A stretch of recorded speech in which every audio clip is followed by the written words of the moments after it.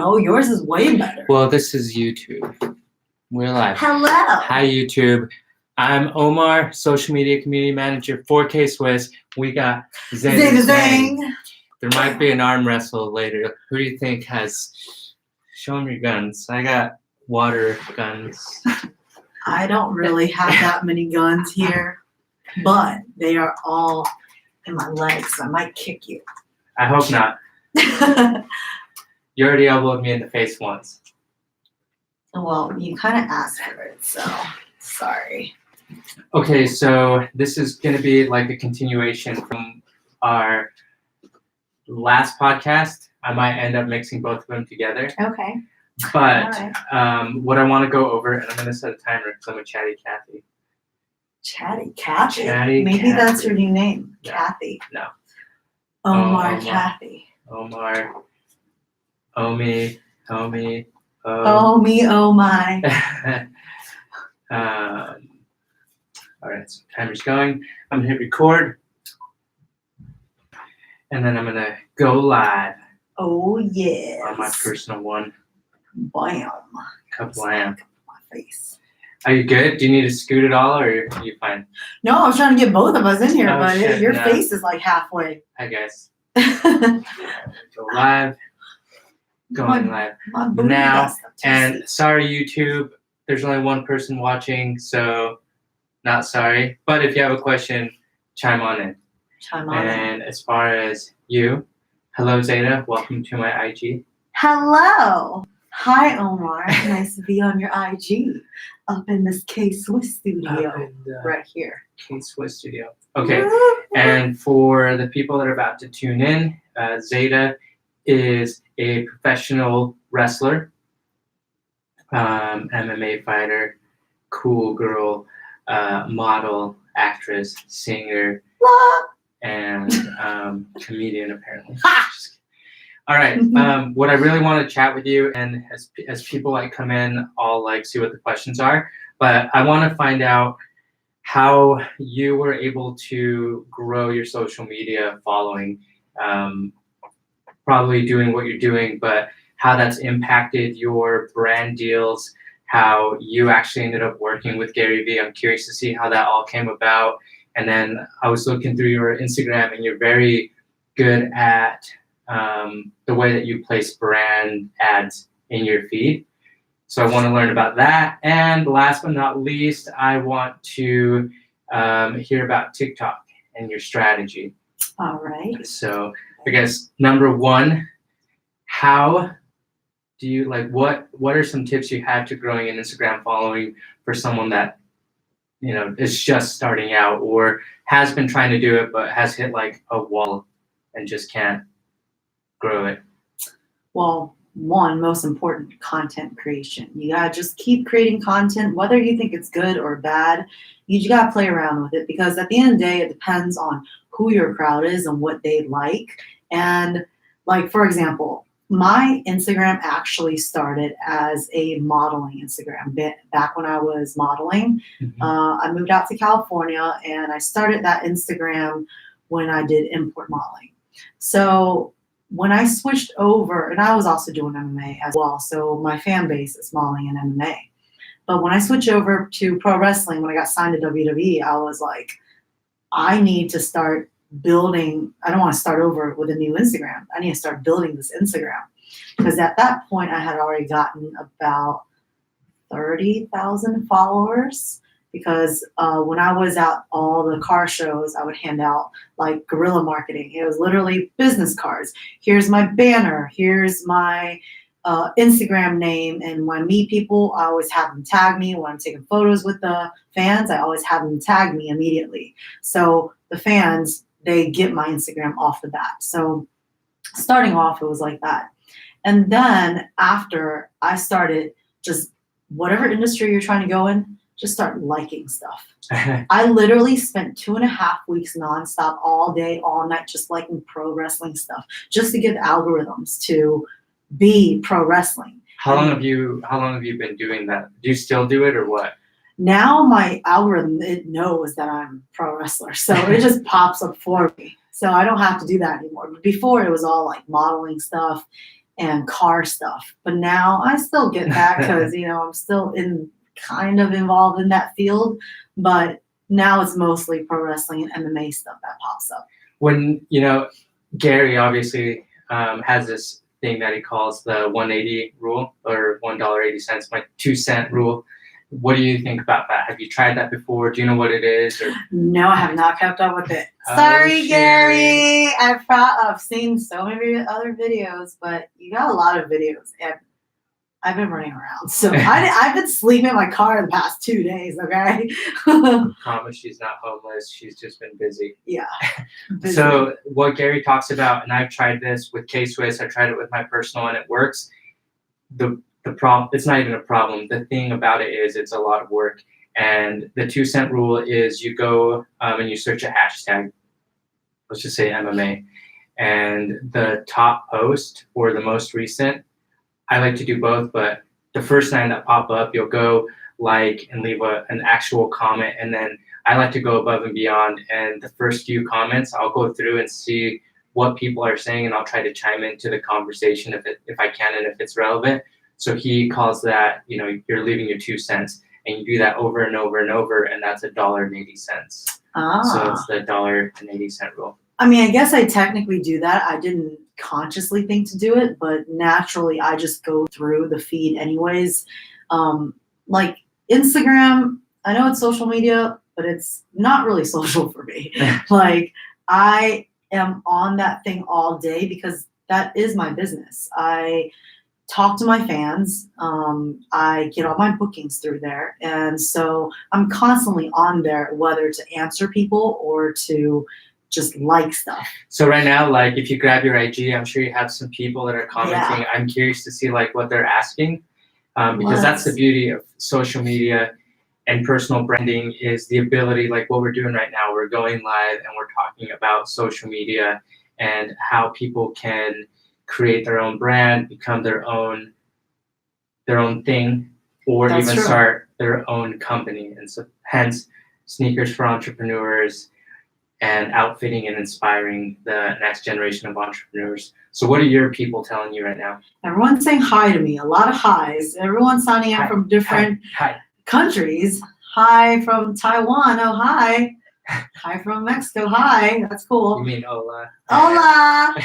¿Cómo está? My horrible Spanish.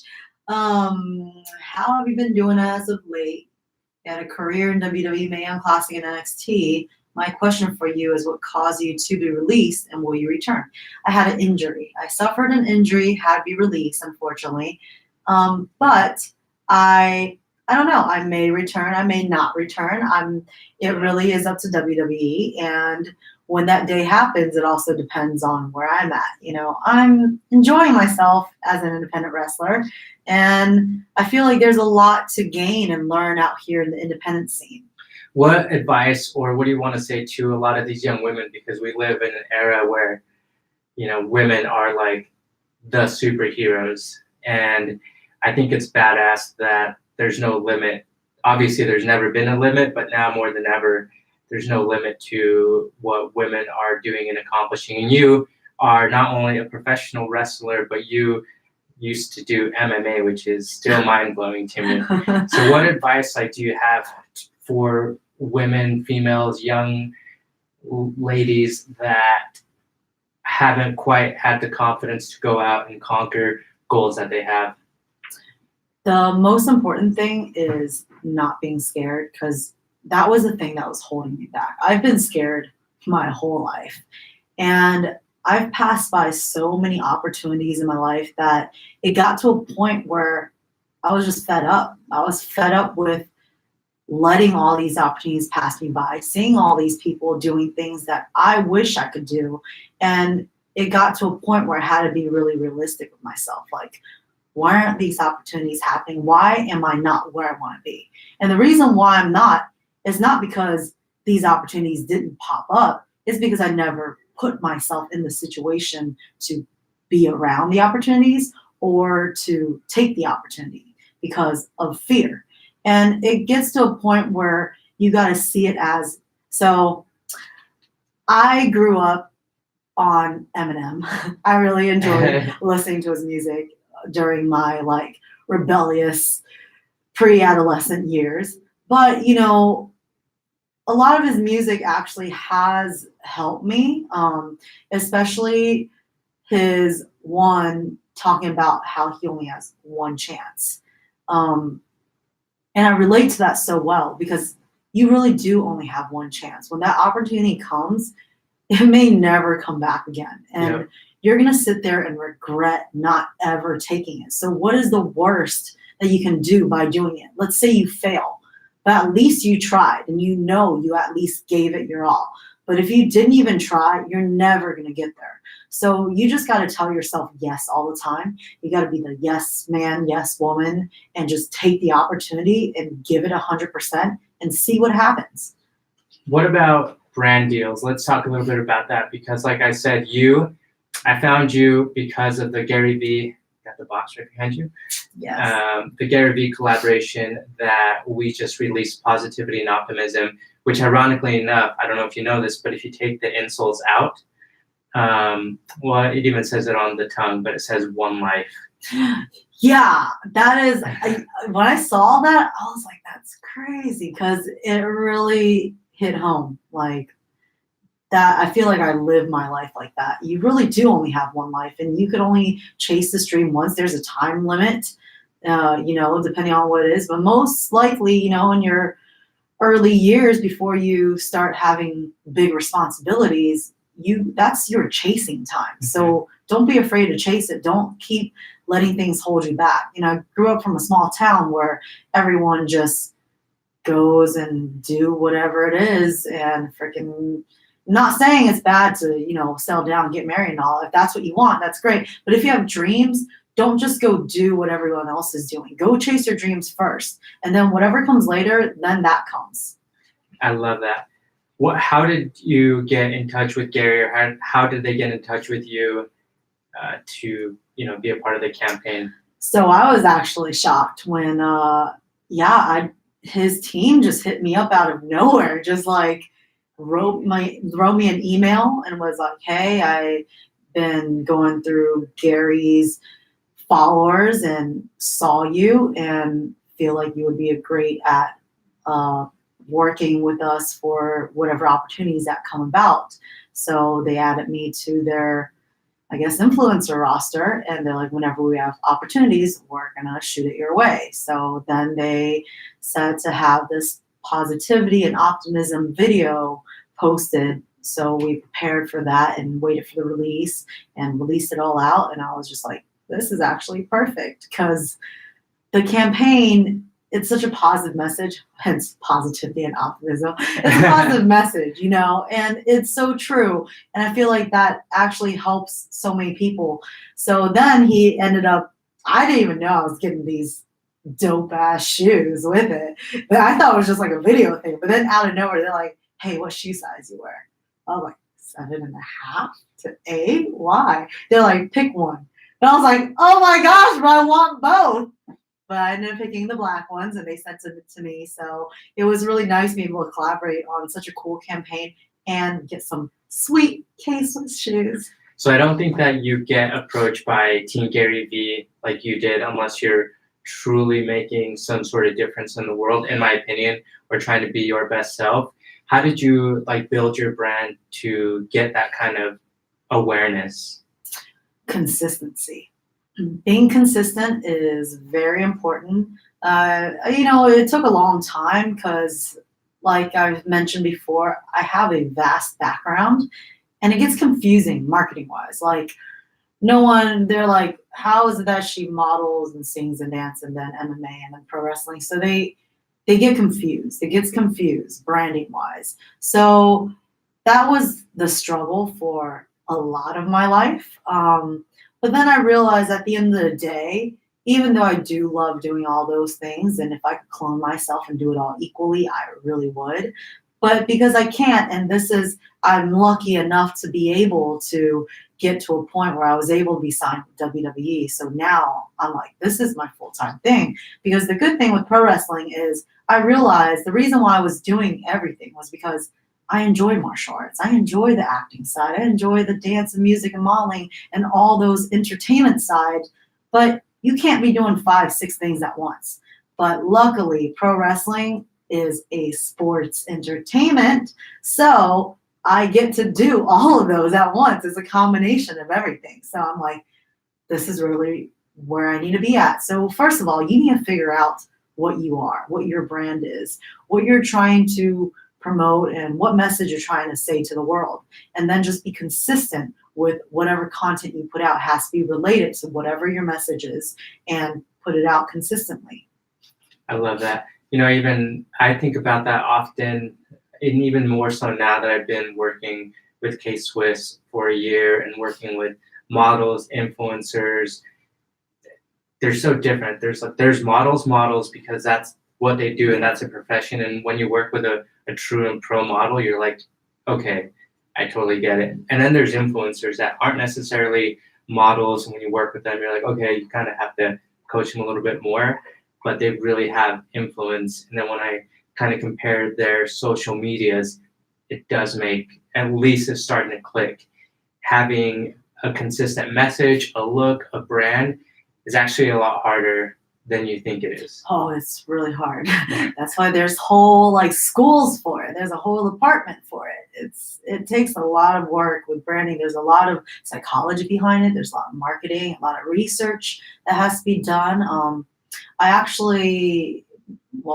I majored in mass communications. So it's like I had to learn a lot of that too. And while I was in college and working, I did a lot of marketing and promotions. So it all those years added to what I do now. It just so happens to all fit together. But even with that background, it's still very complicated because there's so many other things that come into play, like factors of what's going on in the world today, like current events. You have to know what's going on and what is acceptable for certain people, what is trending, like all that has to do with it. How do you, all right, let's talk about the check mark then, for example, the little blue check mark. Everyone wants that. I am very lucky because I got signed to WWE. The company actually got me that check mark. Did you wake up with it, or? Well, they already told me they submitted it and stuff, and then one day I just wake up and it's there, Did that make any difference? Huge difference. First thing was when I was in there, there's a lot of fake accounts that were made, and I don't know why you people do this. It's like the crazy, I don't know what to call them, trolls or fans or whatever they are. They make these fake accounts, but then the bad thing is they try to make money off of your fake name. So they try to write fake stuff and stuff. So it's very important to have a verified account. So for a personal brand. Yeah, for personal brand, to make sure that people aren't getting scammed thinking it's me when it's really some guy in his basement half naked, just typing behind a keyboard. So there's that. And on top of that, it shows credibility. It just validates all the work you've put in, and it makes it easier for you to go build more new relationships for your brand. What about for people that don't necessarily have that luxury, even if you have hundreds and thousands of followers? I definitely know how that feels. I don't even have 100,000. I don't even have 100,000, back when I was only doing modeling, MMA, and music and stuff, it's tough still. And at the end of the day, you just have to show, that's where the content plays in. When you show that your content is good and that you know what you're doing and what you're talking about, the work speaks for itself. So someone's going to look at your stuff. They're going to be like, wow, it looks amazing. They're not going to care whether your following is great or not. There comes a time with art where it is just bullshit versus marketing. There's people who are great that never get the recognition. Then there is the people who are very mediocre and are famous for it. And you got to find that balance. I guess it's kind of like morals on top of that. Your morals come into play. Do you really want to be a mediocre, famous person? Because you're famous for the wrong reasons. Then it's almost like Yeah, you gotta look. That's something that you gotta figure out yourself. I think it's important, just my 2 cents on this, when in regards to like personal branding, which is you having a very positive message in general, I think is super important. And I think too many people, when I'm browsing through and I meet people that want to have a personal brand, but then I'm going through their stuff, I'm like, there's no, like, what do you stand for? Yeah, I mean, I think that really depends on everyone. I mean, I tend to gravitate towards the positive message because I feel like it affects me, with especially with my background. If it wasn't for these little things like the music I hear or whatever else, those every little thing that I picked up throughout my life that's helped me, I wouldn't be here, you know. But some people, I don't know. I guess they don't have a message. I guess they're doing it for the gram. I guess they're just doing it because they want to show booty pics. I mean, if you had a flat booty and you worked your booty off to make it a nice booty, and then you promoted it and you're proud of it, then I guess I can't hate on you for that. I feel like that's what I did. like I feel like there doesn't need to necessarily be a positive message. It's really just preference. Hey, someone on our Instagram right here, his name is C.Ashon, and said that he's not even referring to what we're talking about, but he said that I have no money, and my thought immediately went to people that don't have money to market on Instagram or Facebook, and so you don't need money. It's all organic stuff. That's the versus paying for stuff versus not. The money comes later. The legwork always starts with you and your content creation.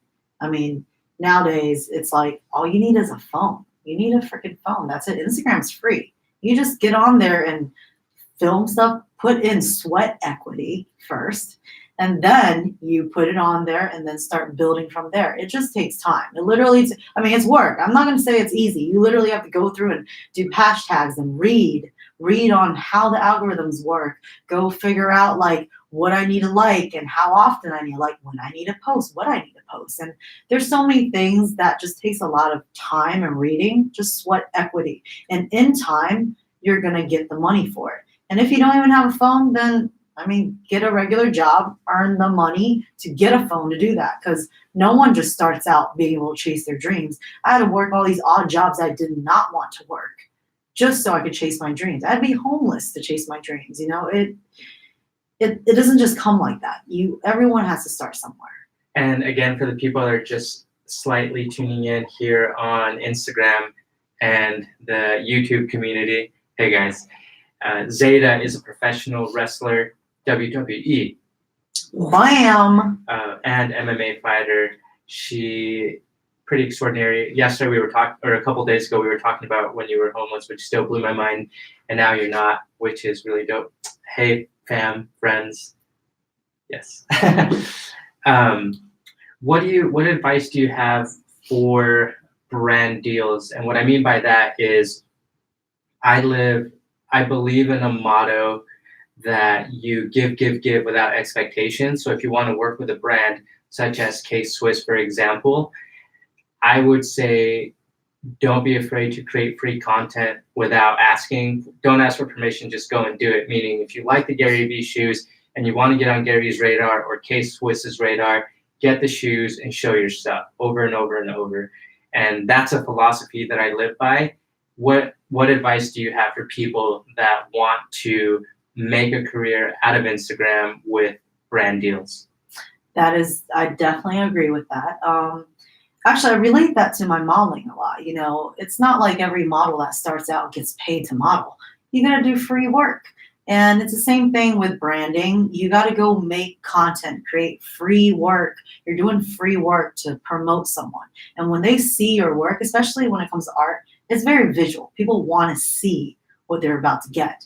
So when you give them something and they like it, they're going to repost. There goes your following goes up. That's why there's all these like fan commercials that you see. Some people will I have, some filmmaker friends who will literally just go out for, like, I guess they're considered submissions or competitions, whatever. And even when it's not, they just put in fan videos for different brands. Let's say they're trying to make a commercial for, I don't know, Doritos or something. Like they'll just go make random stuff and then tag them. That's how you get noticed. You literally just make stuff, whatever, to show them, hey, this is my work. This is what I can do for you. And when they see it, they're like, that looks pretty damn good. They're gonna take notice of you. So sweat equity. That's what it comes down to. Do you tag a bunch of people? What little tips? Sounds like you do it all yourself. Yes. You don't have a brand manager per se. You don't have anyone running your media. And you have 91,000+ followers. 98. 98. Yeah. What up? What up? And you respond to almost everybody, or I'm sure that's insanely hard because I don't know if you know this, but I'm the only one that runs the social for K-Swiss. And when I first got here a year ago, there was like only 1 week that I actually was able to get to every single DM, cleared the inbox, and I thought like, wow, this is amazing. Then the next day it was like 200 new messages. And now that we're gaining a lot of momentum, there's like 200 messages a day easily that come in, and I can't, so how do you deal with that? Honestly, that's still a challenge for me. I really try to answer everyone. Actually, a lot of fans know me as like someone who engages with them a lot. I always try and answer everyone. And I actually just did a podcast earlier today, and the guy was like, oh, wow, you answer so fast. I literally live on my phone. My phone is attached to my arm, if you can't tell. Like, it's it's attached. So, I just try to, like, I can't pull it off. It's stuck. It's stuck. How do you drive with that? With my third arm. I have a third arm. But it's one of those tedious things. I think at some point I might have to get an assistant because you just can't do everything yourself. Yeah. But what I can do is try and do it all. I try to answer everyone, but I'm not going to say I've been able to answer everyone, but I'm going to try to answer all of you guys. Okay. What are your people saying right now?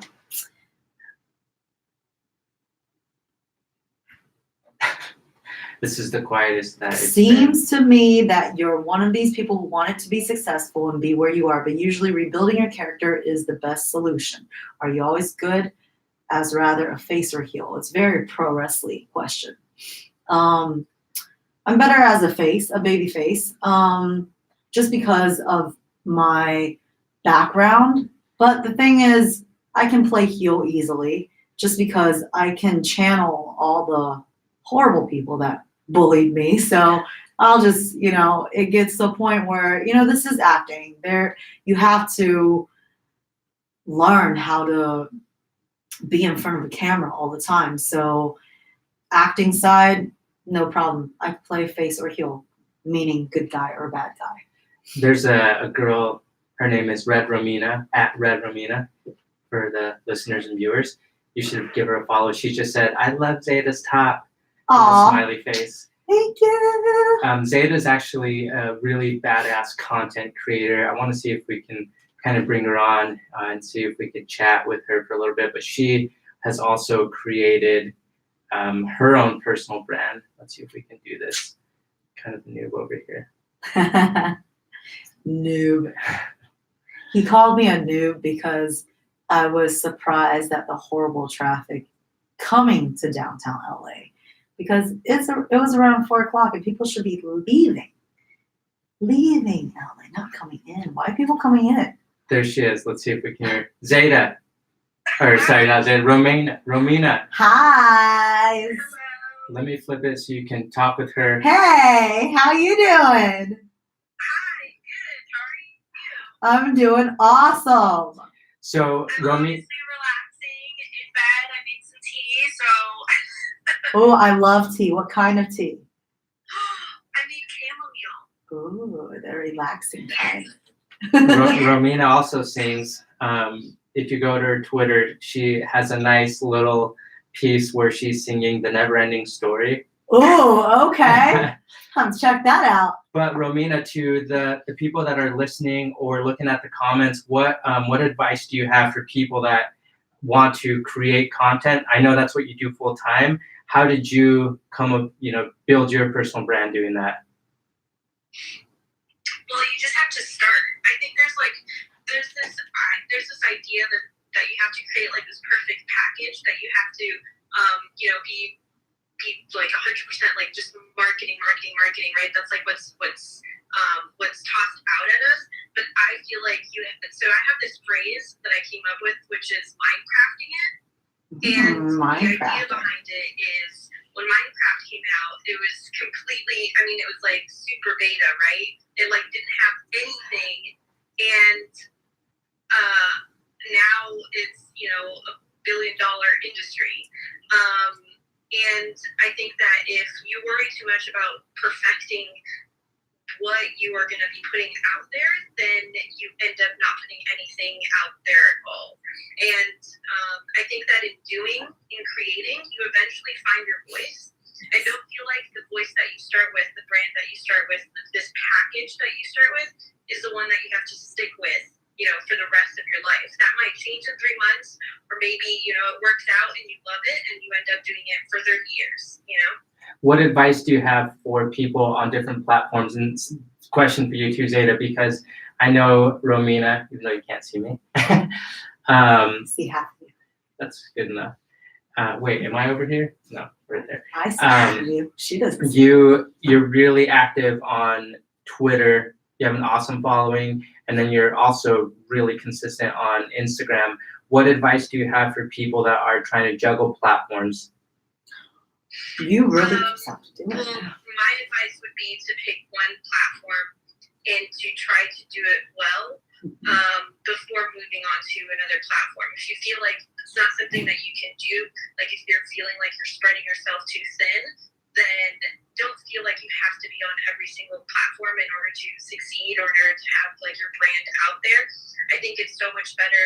I have a friend of mine who is an influencer on Instagram, and that's all he does. And although he's on the other platforms, his main focus and like his main source of income and like what he does is on Instagram, and he does it really well. Like, he is the Instagram guy, And I think that if you have a platform that you can just own, well, we lost you. Should definitely work on the platform. Yeah, a low battery. Okay. Hey, thank you so much for taking some time to chat with us. You're freaking awesome. So follow her, and let's keep chatting. Nice to meet you. Oh. Yeah, I definitely agree with what she says. You got to do one thing right. You can't be juggling like 20 different things. At some point, you're going to have to narrow down. You can't be, jack of all trades, master of none. It gets to that, there's only but so much time. You can't clone yourself. So not yet. I'm waiting for that. I'm waiting for that. Someone clone me. I'll probably when that happens, I might just nap and run and maybe do photos, and then my clone does all the busy work. He'll come here and answer. I'll program to be like, dude, today you just answer all the DMs. I'll take care of the copy. I wish. That'd be great.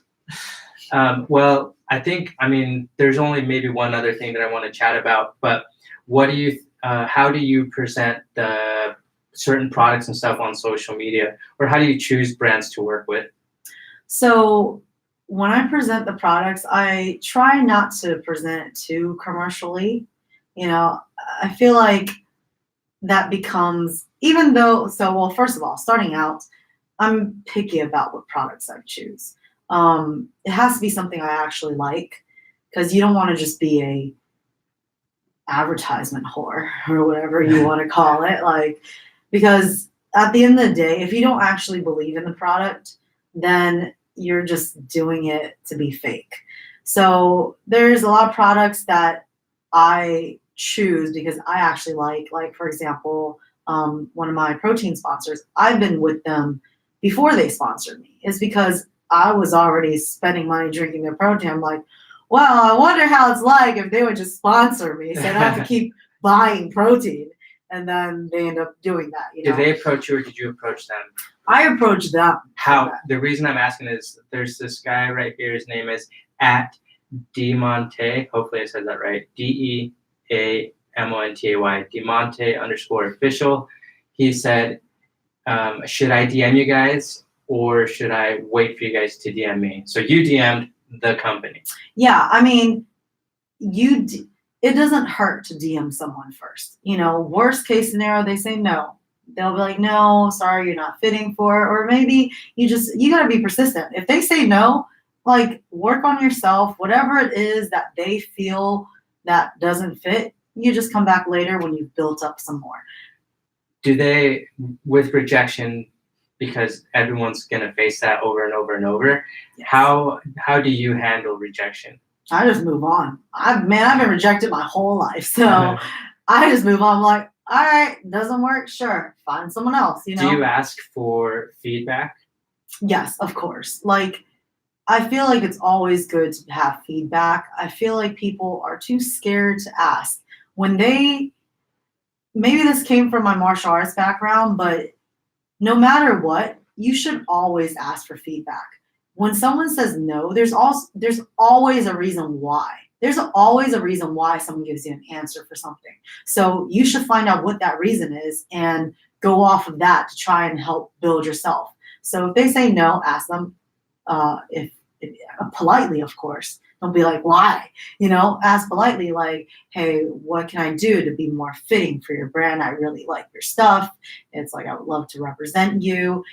And if they answer back and tell you, hey, we're looking for this type of person, or we're looking for someone with this amount of following, whatever it is, at least you know now. And you can work towards that and come back at a later time when you've built yourself up. I love it. Well, we are out of time. Again, I put a timer because I'm a chatty Cathy. But where do people find you? On Instagram, Zeda, Zeda_Zhang, Zhang, or on Facebook and Twitter, which is the Zeda Zhang, TheZedazhang. And now I'm on TikTok, which is just Zeda Zhang. Zeda Zhang. All right. Well, you are super awesome. Any last words of wisdom you want to leave with anybody? Just go ahead and do it, because at the end of the day, if you don't, you're going to regret never, ever trying. Dope. All right. Well, follow her. Follow K-Swiss. I guess you're already following us, but tell a friend or two to follow us. Buy some shoes because they're cool. They're very cool. Got the Gary V's here. Got the Clueless sneakers here. Got another Clueless sneaker here. And then we have more over there. But anyway, all right, K-Swiss fam. Love you guys. Subscribe. Leave us a rating. And we'll chat with you next time. Bye, y'all. Bye, y'all.